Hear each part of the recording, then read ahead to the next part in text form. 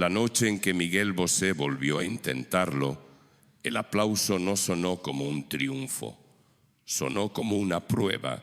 Durante años, el público había visto a un hombre construido a base de control. Mirada fría, silueta perfecta, frase medida, distancia exacta.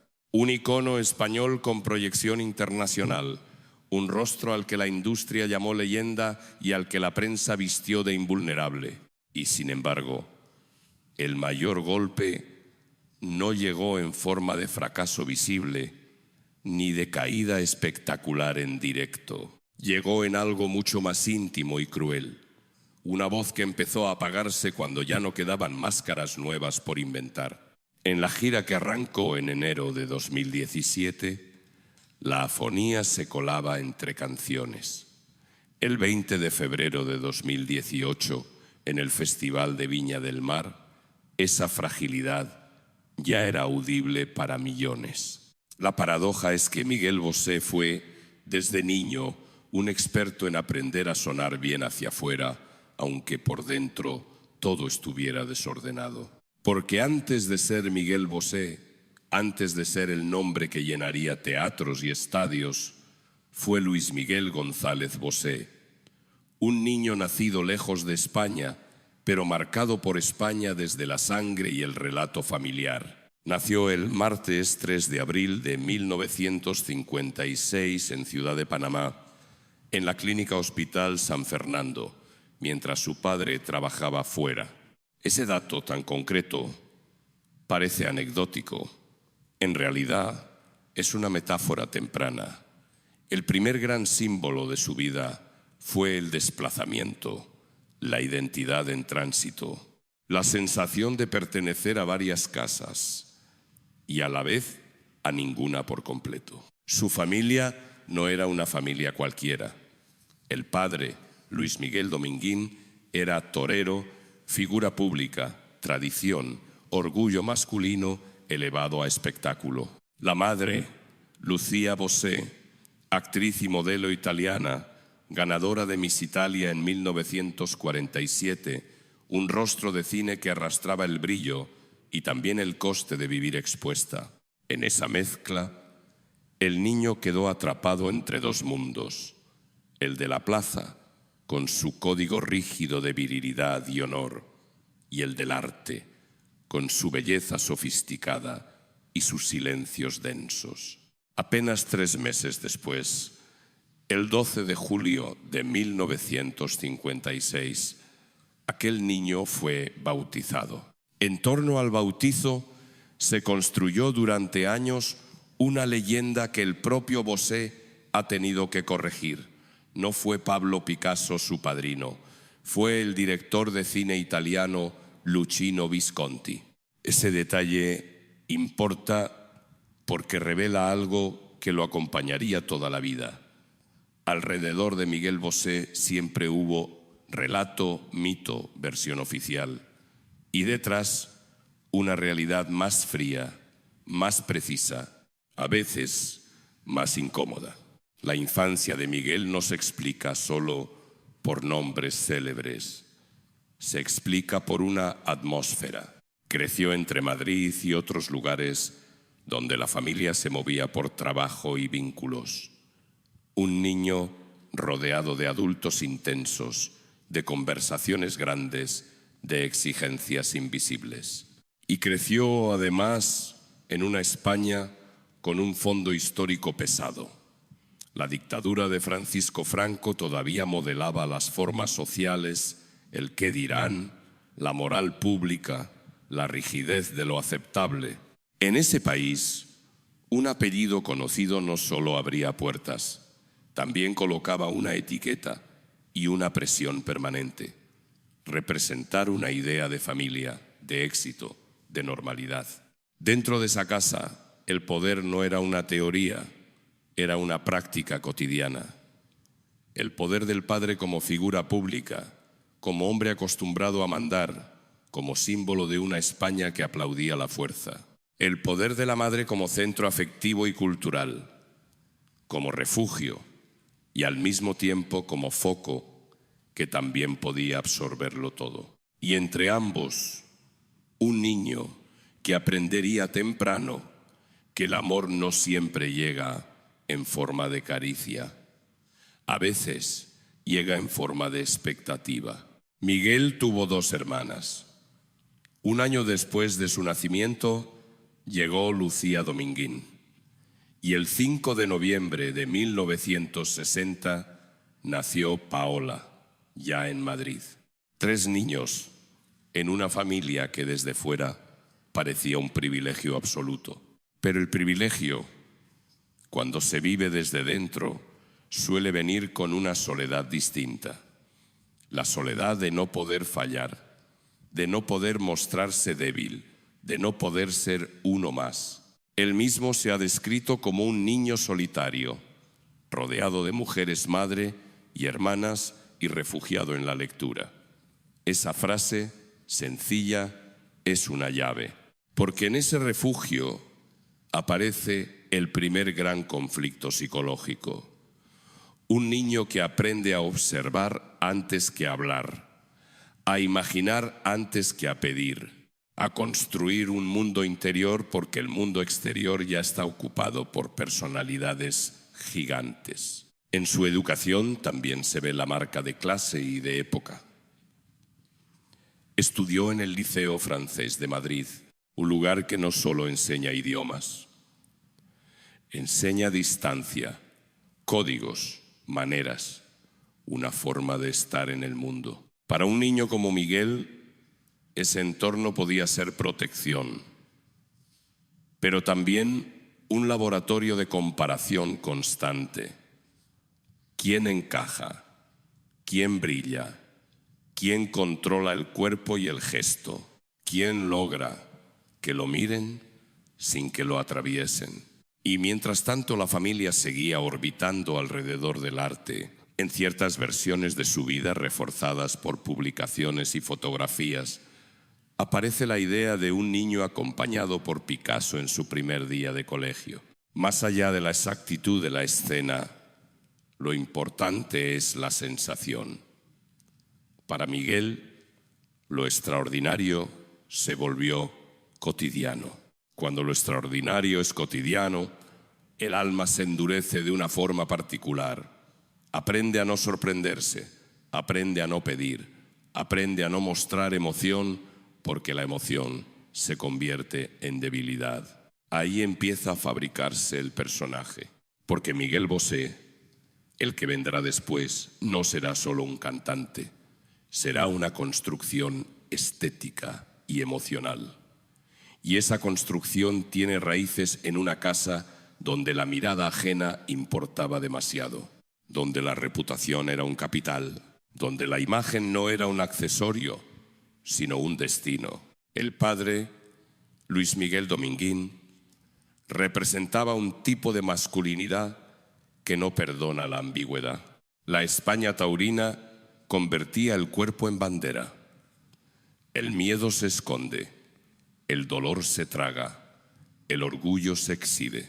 La madre, Lucía Bosé, representaba otra exigencia, la belleza como disciplina, la elegancia como armadura, el misterio como supervivencia. Juntos, sin necesidad de decirlo, enseñaron a Miguel que el afecto puede ser condicionado, que la aprobación se gana, que la vulnerabilidad se administra. Años más tarde, cuando la vida golpee de verdad, esos aprendizajes tempranos volverán como un eco. En 1996, el padre murió a los 69 años por una insuficiencia cardíaca que derivó en un derrame cerebral. Y el 23 de marzo de 2020, la madre murió en Segovia, con 89 años, a causa de una neumonía en plena pandemia. Esos dos datos, 69, 89, 1996, 2020, Segovia como punto final de una actriz, no pertenecen solo al futuro de Miguel. Funcionan como sombras largas que explican su relación con la pérdida. Cuando se crece en un mundo de imagen, La muerte tiene un efecto doble. Mata a la persona y también amenaza el relato. Por eso, en Miguel Bosé, el control nunca fue capricho, fue mecanismo de defensa. En la infancia, ese control se manifestó como distancia, en la adolescencia como transformación, y antes incluso de que la música lo reclamara, su cuerpo ya estaba siendo entrenado para ser visto. A principios de los años 70, todavía muy joven, tomó clases de danza en Londres con Lindsay Kemp y luego en París con Martha Graham y con Alvin Ailey en Nueva York. Esos nombres y esos lugares, Londres, París, Nueva York, son más que turismo cultural. Son estaciones de una iniciación. Allí aprende que el cuerpo puede contar lo que la voz todavía no sabe decir.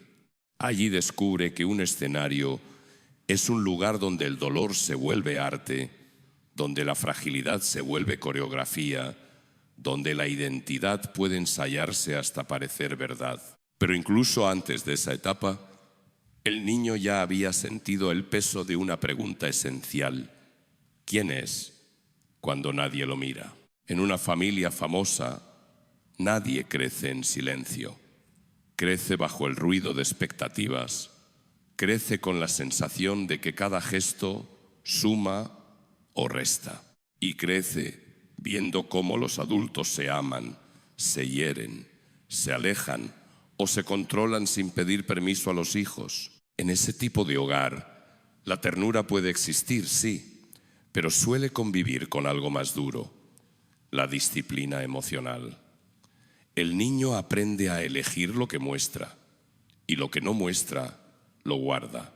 Ese guardar sería una marca de por vida, porque en Miguel el misterio no fue solo estilo, fue un modo de no ser devorado. Y aquí aparece el núcleo de la contradicción que definirá toda su historia.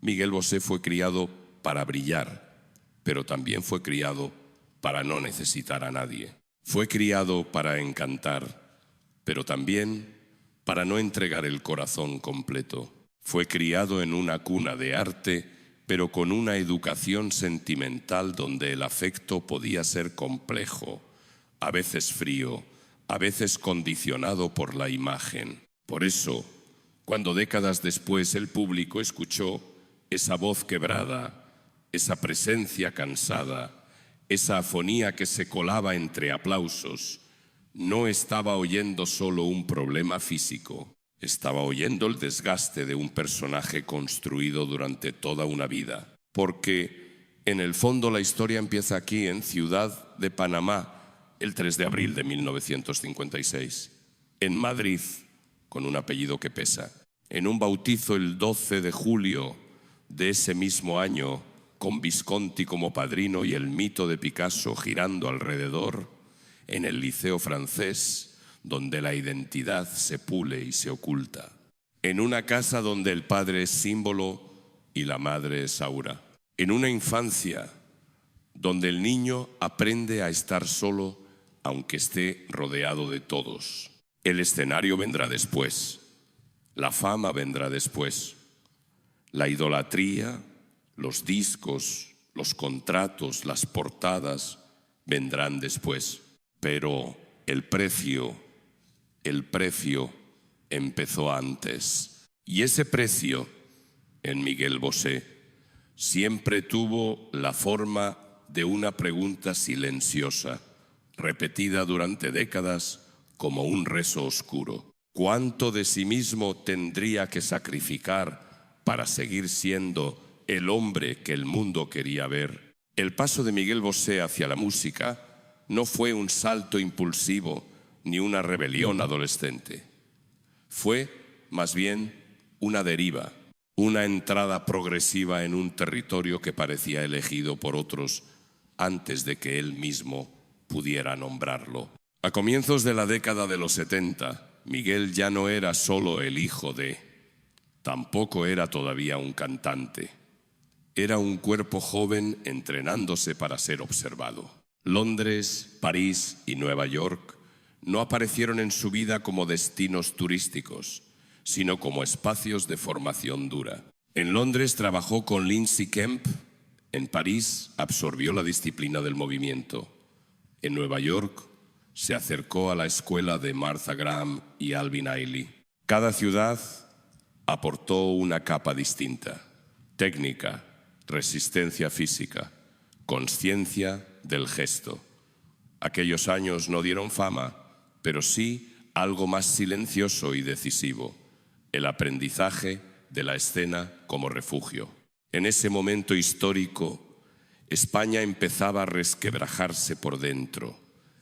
El final del franquismo se aproximaba, aunque todavía no se había producido la muerte del dictador. El país seguía siendo conservador, vigilante, pero también estaba lleno de jóvenes que buscaban grietas por donde respirar. Miguel regresó a Madrid con una formación poco común para su edad y su contexto. Hablaba idiomas, dominaba el cuerpo, entendía el escenario como un lenguaje.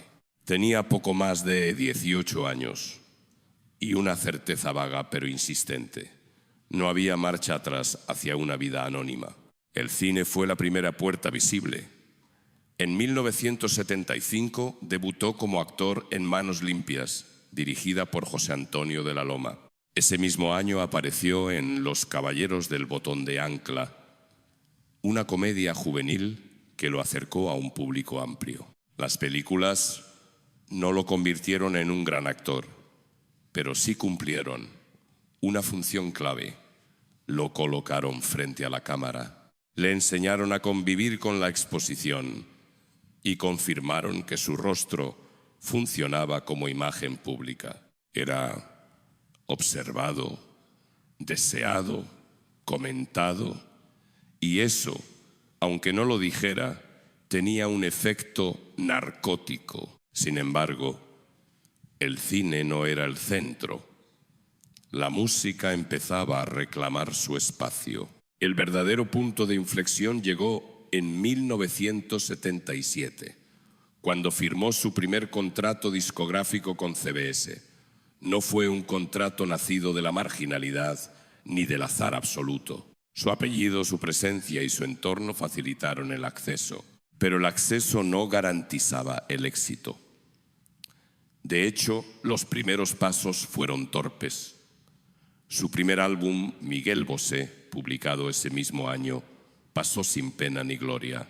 No hubo cifras deslumbrantes ni reconocimiento crítico. Fue recibido como un producto más, correcto, intercambiable. Para alguien criado entre expectativas altas, aquel silencio fue una forma temprana de rechazo. Ese rechazo no se vivió en público, se vivió en privado, porque Miguel no estaba autorizado a fracasar abiertamente. No era un desconocido luchando desde abajo, era alguien a quien se suponía destinado al brillo. Ese tipo de presión es especialmente cruel. No permite la caída visible, pero tampoco concede el derecho a la mediocridad. El segundo intento llegó en 1978 con Directo al Corazón. De nuevo la respuesta fue tibia. Canciones que no terminaban de encontrar identidad, una imagen todavía indefinida. Una voz que buscaba su sitio entre lo melódico y lo pop. 2 discos, 2 intentos y la sensación de estar ocupando un espacio prestado. Muchos en ese punto habrían abandonado. Miguel no lo hizo, no porque estuviera convencido de su talento, sino porque no sabía quién sería si renunciaba. En 1979 ocurrió algo decisivo: Linda. Aquella canción, aparentemente ligera, se convirtió en un éxito masivo. Vendió cientos de miles de copias y colocó su nombre en todas partes. Por primera vez, el público no solo lo reconocía, lo cantaba. Ese éxito cambió la ecuación. A partir de entonces, la industria dejó de verlo como una promesa incierta y empezó a tratarlo como una apuesta rentable. Con el éxito, llegó también el primer gran proceso de construcción de imagen. Miguel Bosé fue moldeado como ídolo juvenil, atractivo, elegante, accesible, pero distante. Un chico moderno para una España que empezaba a sacudirse el polvo del autoritarismo. En 1980, con Miguel, consolidó esa etapa. Los conciertos se multiplicaron, las apariciones televisivas se volvieron constantes, el público femenino creció de forma exponencial, las cifras empezaron a importar. Ventas superiores al 500.000 de copias, giras con decenas de fechas, contratos publicitarios, pero la maquinaria tenía un precio. Detrás del escenario, Miguel empezaba a experimentar una fractura interna. El personaje que funcionaba hacia afuera no coincidía del todo con el hombre que habitaba su cuerpo. El éxito exigía repetición, coherencia, previsibilidad. Exigía sostener un deseo ajeno. Y ese deseo no siempre coincidía con su identidad real, con sus dudas, con su complejidad emocional. A principios de los años 80 decidió cambiar. No fue una decisión cómoda, fue una ruptura calculada. En 1984 publicó Bandido, un disco que marcó un antes y un después. Musicalmente más sofisticado, visualmente más provocador, conceptualmente más arriesgado. Canciones como Bandido o Sevilla mostraron a un Miguel distinto, más frío, más estético, más enigmático. La imagen del ídolo juvenil dio paso a la del artista moderno, casi inalcanzable. El riesgo funcionó. Bandido vendió más de 1 millón de copias a nivel internacional. Las giras se expandieron fuera de España. América Latina se abrió como un territorio fértil. México, Argentina, Chile, Venezuela. En cada país, Miguel Bosé se convertía en algo más que un cantante español. Era una figura cosmopolita, europea, sofisticada. La prensa empezó a hablar de él como de un icono. En 1986 llegó Salamandra. De nuevo éxito, de nuevo números contundentes, cientos de miles de discos vendidos, conciertos multitudinarios, premios y sobre todo una imagen cada vez más controlada. Cada gesto, cada vestuario, cada entrevista parecía pensada para reforzar una idea.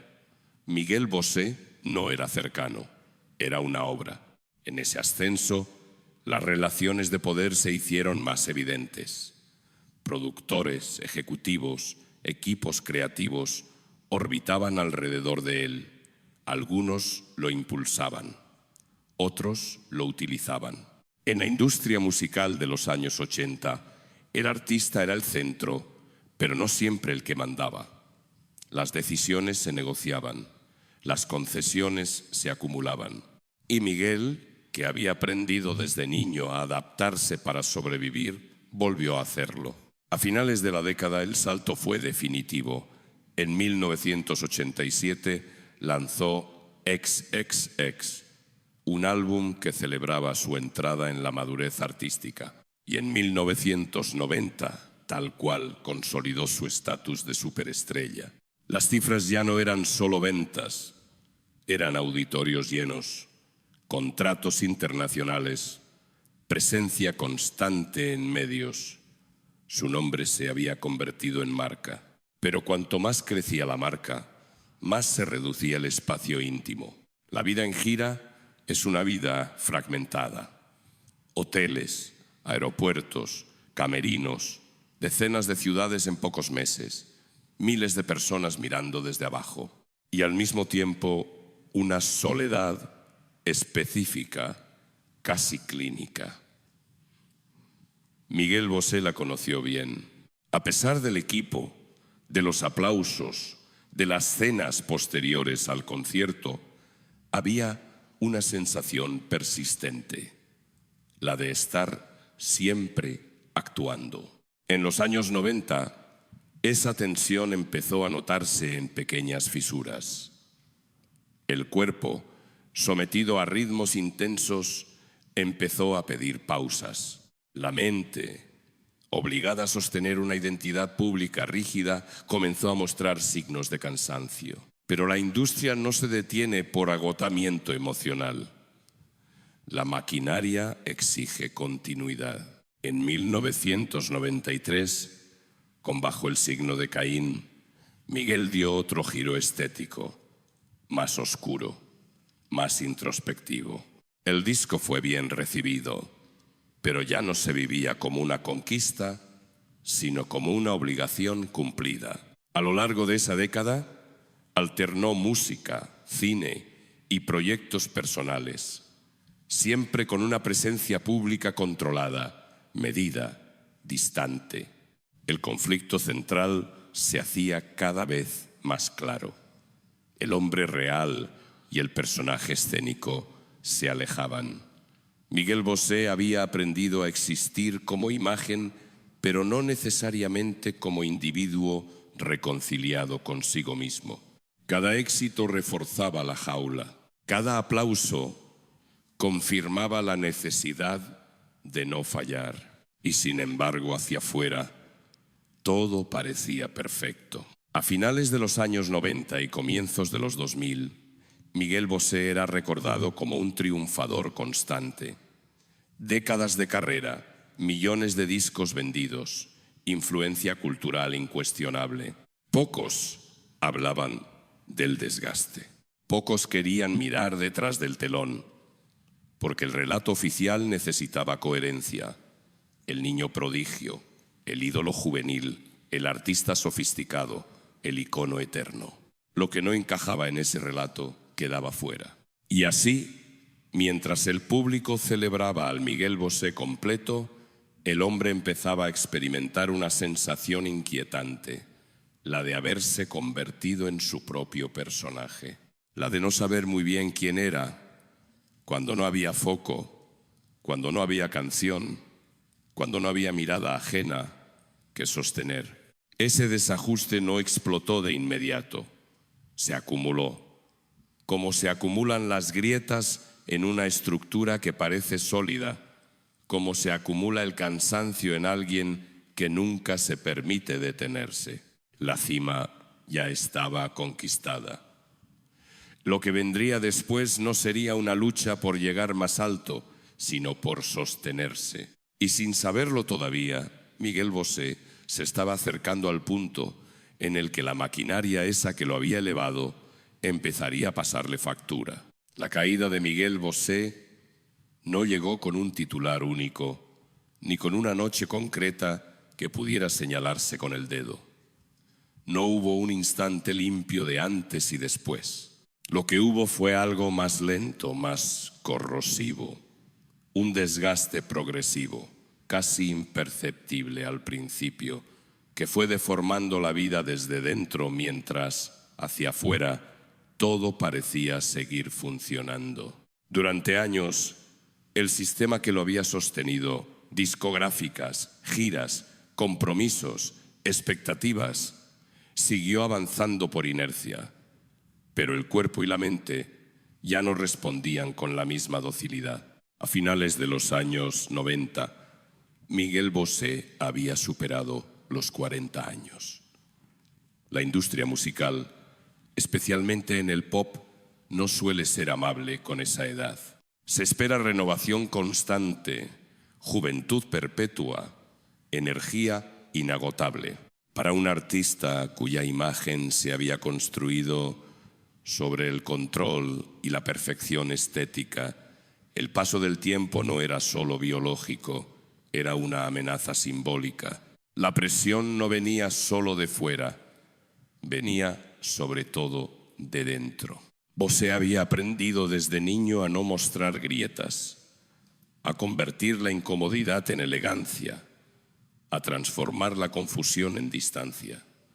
Pero ese mecanismo tiene un límite, y cuando se prolonga durante décadas, suele cobrar su precio en silencio. En el plano personal, las relaciones empezaron a volverse más complejas. La vida afectiva, siempre protegida, tras una muralla de discreción, se vio atravesada por tensiones propias de alguien que vive expuesto, pero no acompañado. El equilibrio entre intimidad y personaje se volvió frágil. La soledad, que antes era una elección defensiva, empezó a sentirse como una condena. En entrevistas de la época, muchas de ellas pasadas por alto, Bosé dejaba entrever un cansancio profundo. No hablaba de depresión de forma explícita, pero sí de agotamiento, de desorientación, de una sensación persistente de estar fuera de sitio. El éxito ya no producía euforia, producía obligación. A principios de los años 2000, el cuerpo empezó a enviar señales más claras. Problemas de salud, episodios de fatiga extrema, una voz que ya no respondía con la misma precisión. Para un cantante, la voz no es solo una herramienta, es identidad. Y cuando esa identidad comienza a fallar, el impacto psicológico es devastador. En 2002 publicó Sereno. El título no era casual, era una declaración de intención, casi un deseo. El disco mostraba a un Miguel más contenido, más reflexivo. Fue bien recibido, pero ya no generó el mismo impacto masivo de décadas anteriores. Las ventas, aunque respetables, no alcanzaron cifras históricas. La industria empezó a percibirlo como una figura consolidada, no como un motor de novedades. Ese cambio de estatus suele ser difícil de aceptar. Para alguien acostumbrado a marcar tendencia, convertirse en clásico puede sentirse como una forma elegante de desaparición.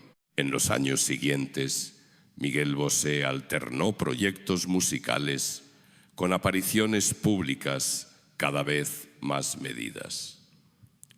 La distancia se acentuó. El personaje frío, elegante e inalcanzable, dejó de ser solo una construcción estética y se convirtió en una barrera real. Cuanto más se protegía, menos contacto genuino parecía posible.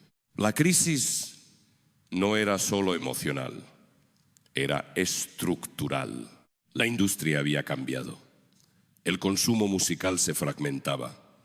Internet alteraba las reglas del juego. Los artistas de larga trayectoria debían reinventarse o aceptar una pérdida de centralidad.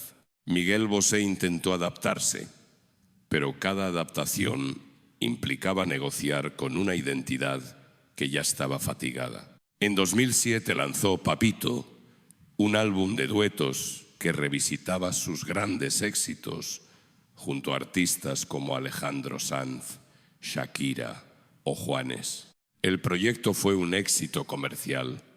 Millones de copias vendidas, giras multitudinarias, una nueva validación pública. Pero, paradójicamente, ese triunfo funcionó también como espejo incómodo.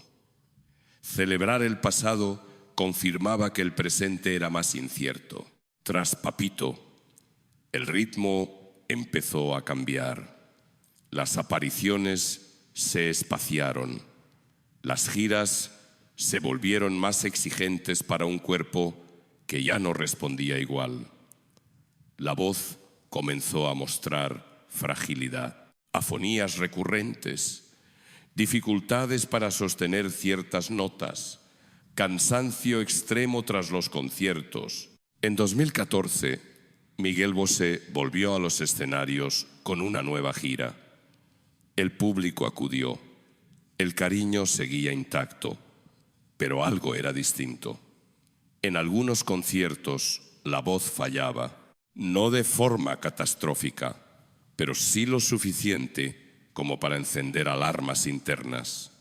Para alguien cuya vida había estado construida sobre el control, perder el control de la voz era una herida directa al núcleo del yo. La situación se agravó entre 2017 y 2018. Durante esa gira, los problemas vocales se hicieron evidentes. El 20 de febrero de 2018, en el Festival de Viña del Mar, Millones de espectadores pudieron escuchar una voz quebrada, forzada, incapaz de sostener el repertorio con la antigua solvencia. No fue un escándalo inmediato, fue algo peor, una exposición pública de la fragilidad. Ese momento marcó un antes y un después. Tras Viña del Mar, Miguel Bosé se retiró de los escenarios, canceló compromisos, desapareció del circuito habitual. La explicación oficial hablaba de problemas de salud, pero el impacto iba más allá de lo físico. Para un artista que había construido su identidad en torno a la excelencia escénica, esa retirada equivalía a una crisis existencial. Durante los años siguientes, el silencio se volvió denso, y en ese silencio otras tensiones emergieron. Las opiniones públicas de Miguel Bosé empezaron a cambiar de tono. Declaraciones polémicas, posturas controvertidas, enfrentamientos con el discurso dominante. Para muchos observadores, esas intervenciones parecían desconectadas del artista elegante de décadas anteriores. Para otros, eran el síntoma de alguien profundamente desencantado, desconfiado, aislado. Desde una perspectiva psicológica, no es un fenómeno extraño. Cuando una figura pública pierde su principal fuente de validación, el escenario, el aplauso, la respuesta inmediata, puede buscar nuevas formas de afirmación. A veces, esas formas adoptan la apariencia de confrontación, de radicalidad, de oposición constante. El entorno también cambió. Algunos colaboradores históricos se alejaron. La maquinaria que antes protegía empezó a distanciarse. En la industria, la vulnerabilidad no suele generar paciencia, genera incomodidad. A nivel íntimo, el golpe más duro llegó en 2020. El 23 de marzo, su madre, Lucía Bosé, murió en Segovia a los 89 años a causa de una neumonía durante la pandemia. Para Miguel, esa pérdida no fue solo familiar, fue estructural. Lucía había sido refugio, figura central, ancla emocional. Su muerte dejó un vacío que ninguna imagen pública podía llenar. Ese mismo año, el mundo entero se encerraba. Para alguien ya retirado, ya cuestionado, ya frágil, el aislamiento global amplificó el aislamiento personal. Las rutinas desaparecieron, el tiempo se volvió espeso y las heridas no resueltas encontraron espacio para hacerse más visibles. En entrevistas posteriores, Bosé hablaría de esos años como un periodo de reconstrucción forzada.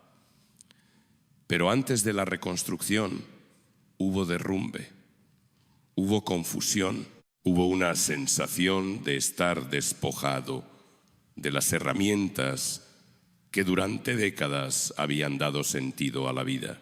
La fama, que durante años había funcionado como armadura, ya no protegía, al contrario, amplificaba cada gesto, cada palabra, cada contradicción. La figura pública se volvía terreno de juicio constante, mientras el hombre real intentaba entender qué quedaba cuando el personaje ya no podía sostenerse. La pregunta central se hacía inevitable. ¿Quién es Miguel Bosé? Sin la voz, sin el escenario, sin la narrativa del éxito. En ese punto la caída dejó de ser profesional para convertirse en ontológica. No se trataba de vender menos discos o de cancelar una gira. Se trataba de redefinir la existencia misma. La fama había prometido plenitud, pero había entregado exigencia permanente. Había dado reconocimiento, sí, pero también había deformado los límites entre el yo íntimo y el yo público. Durante años, Miguel Bosé había sobrevivido dentro de esa deformación. Ahora, sin el sostén habitual, el coste se hacía visible. Y así, sin aplausos, sin focos, sin certezas claras, Miguel Bosé entró en la fase más difícil de su historia, la de enfrentarse a sí mismo sin intermediarios. El punto de inflexión definitivo en la vida de Miguel Bosé no llegó envuelto en música ni en luces, llegó en silencio. Un silencio espeso, incómodo, imposible de disimular. Después de la retirada de los escenarios tras la gira de 2017 y el episodio de Viña del Mar en febrero de 2018, la maquinaria que durante décadas había definido su existencia se detuvo casi por completo. No hubo una despedida formal, no hubo un anuncio claro de final de carrera, hubo simplemente una desaparición progresiva, cancelaciones, ausencias, respuestas evasivas, un cuerpo que ya no obedecía y una mente que necesitaba distancia. Para un artista cuya identidad había estado indisolublemente ligada a la escena desde finales de los años 70, esa interrupción fue más que un paréntesis profesional, fue una ruptura vital. Los meses siguientes estuvieron marcados por intentos de recuperación física y vocal, tratamientos, ejercicios, reposo forzado. La voz, ese instrumento que había sostenido su vida pública durante más de 4 décadas, se había vuelto frágil, irregular, imprevisible. Los médicos hablaban de un proceso largo, no había garantías. Y por primera vez, Miguel Bosé tuvo que contemplar seriamente la posibilidad de que el escenario ya no fuera un lugar al que pudiera volver en plenitud. Ese escenario vacío se convirtió en espejo.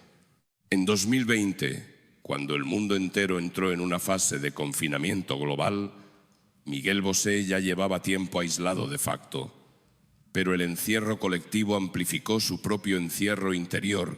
Fue en ese contexto cuando se produjo la pérdida más devastadora. El 23 de marzo de 2020, su madre, Lucía Bosé, murió en Segovia a los 89 años. La muerte ocurrió en plena pandemia, sin despedidas tradicionales, sin rituales públicos, sin el sostén habitual de la presencia física. Para Miguel, aquello no fue solo el adiós a una madre, fue la caída de un pilar emocional que había estado ahí desde la infancia. Lucía no había sido únicamente una figura materna, había sido referencia, refugio, testigo constante de su transformación, de su éxito y de sus crisis. Con su muerte, Miguel quedó huérfano no solo de madre, sino de una parte esencial de su biografía afectiva. Ese golpe terminó de cerrar una etapa. Tras la muerte de Lucía Bosé, Miguel Bosé se volvió más hermético y al mismo tiempo más visible en otro registro, el de la opinión pública. Sus declaraciones en redes sociales y entrevistas comenzaron a generar controversia. Posiciones radicales, discursos desconfiados hacia las instituciones, enfrentamientos abiertos con narrativas dominantes. Para muchos aquello fue una sorpresa. Para otros, una confirmación de algo que venía gestándose desde hacía tiempo. Desde una lectura humana, esos años pueden entenderse como el periodo en el que un hombre, privado de sus anclajes tradicionales, voz, escenario, madre, rutina, buscó nuevas formas de afirmarse. Cuando el personaje artístico se resquebraja, el individuo intenta ocupar el espacio con otras certezas, incluso aunque esas certezas resulten incómodas o generen rechazo. El precio fue alto. Parte del público que había acompañado a Miguel durante décadas comenzó a mirarlo con distancia. La figura elegante, sofisticada, casi intocable, se transformó en un personaje polémico imprevisible, difícil de encajar en el recuerdo colectivo. La industria, siempre pragmática, mantuvo una cautela evidente.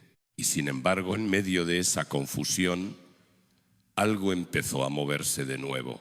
A partir de 2022, Miguel Bosé comenzó a hablar con más cuidado de la posibilidad de volver, no como antes, no desde la omnipotencia, sino desde un lugar distinto, el de alguien consciente de sus límites. La idea ya no era demostrar nada, sino cerrar un ciclo. En 2023 se confirmó su regreso a los escenarios con una nueva gira. El anuncio generó reacciones encontradas: entusiasmo, escepticismo, preocupación. La pregunta flotaba en el aire: ¿podía Miguel Bosé volver a cantar después de todo lo ocurrido? La respuesta no fue simple. El regreso no fue el de un artista intacto, fue el de un hombre marcado por el tiempo, por la enfermedad, por la pérdida. La voz no era la misma, el cuerpo no era el mismo, pero el gesto tenía otro peso. No se trataba de competir con el pasado, sino de reconciliarse con él. Sobre el escenario, Miguel Bosé ya no buscaba perfección, buscaba presencia. Ese matiz es clave para entender el último tramo de su historia. Durante décadas había sido esclavo de una imagen impecable. Ahora, por primera vez, se permitía aparecer con fisuras visibles. El público no veía al ídolo inalcanzable de los 80, ni al icono frío de los 90. Veía a un hombre que había atravesado el colapso y había decidido no esconderlo del todo. El silencio de los años anteriores no había sido vacío, había sido digestión. En ese proceso, Miguel Bosé tuvo que enfrentarse a preguntas que rara vez se formulan cuando todo funciona. ¿Qué queda cuando el aplauso desaparece? ¿Qué identidad sobrevive cuando la voz falla? ¿Quién es uno cuando deja de ser útil para la maquinaria? Las respuestas no fueron inmediatas ni cómodas, pero ese trabajo interno lento, contradictorio, imperfecto, es parte de lo que define su etapa final. Hoy, Miguel Bosé ocupa un lugar complejo en la memoria colectiva española y latinoamericana. Para algunos, sigue siendo el autor de canciones que marcaron generaciones. Amante bandido, morena mía, te amaré. Para otros, es una figura polémica cuya imagen pública se deterioró en los últimos años. Ambas percepciones conviven, y esa convivencia incómoda es en sí misma parte de su legado. Porque el legado de Miguel Bosé no es solo musical, es también el retrato de lo que ocurre cuando una vida se construye durante demasiado tiempo alrededor de una identidad pública rígida. Es la historia de cómo el éxito puede convertirse en jaula, de cómo la exigencia de perfección puede erosionar el vínculo con uno mismo, de cómo el cuerpo tarde o temprano exige ser escuchado. Su trayectoria muestra que la fama no anestesia el dolor, lo aplaza, que el reconocimiento no sustituye al arraigo, que el aplauso no cura la soledad heredada de la infancia ni la pérdida de los afectos fundamentales. Miguel Bosé fue un niño criado entre símbolos poderosos. Fue un joven moldeado por la industria. Fue un adulto que sostuvo durante décadas una imagen casi inquebrantable. Y fue, finalmente, un hombre obligado a detenerse y mirarse sin disfraces. En su regreso tardío a los escenarios, no hay épica clásica, no hay victoria total. Hay algo más sobrio, la aceptación de que no todo se puede recuperar, de que algunas pérdidas son definitivas, de que la voz, el cuerpo y el tiempo no negocian. Pero también hay una forma de dignidad, la dignidad de no desaparecer del todo, de no negar el pasado, pero tampoco quedar atrapado en él, de asumir que el brillo tiene un coste y que ese coste se paga tarde o temprano con silencio. Quizá por eso hoy la figura de Miguel Bosé resulta más humana que nunca, no porque haya sido siempre ejemplar, sino porque su historia expone una verdad incómoda. Detrás de los iconos hay personas que envejecen, se quiebran, se equivocan y a veces intentan recomponerse con las piezas que quedan. Ese es su legado más profundo. No una lección moral cerrada, no una redención perfecta, sino una advertencia silenciosa sobre el precio de vivir demasiados años mirando hacia afuera y demasiado pocos escuchando lo que se rompe por dentro. Y tal vez por eso, cuando suena una de sus canciones antiguas, ya no se escucha solo la música, se escucha el tiempo, se escucha la distancia, se escucha todo lo que hubo que sacrificar para sostener una voz que durante décadas parecía no poder romperse nunca. Gracias por acompañar este viaje completo por la vida de Miguel Bosé. No ha sido un retrato cómodo, ni una historia pensada para idealizar o destruir a un icono. Ha sido el intento de mirar más allá del escenario, de escuchar lo que ocurre cuando el aplauso se apaga y solo queda la persona frente a sus propias grietas. La historia de Miguel Bosé no habla solo de fama, ni de música, ni siquiera de éxito. Habla del precio de sostener una imagen durante demasiado tiempo. Habla de la fragilidad que se esconde detrás del control.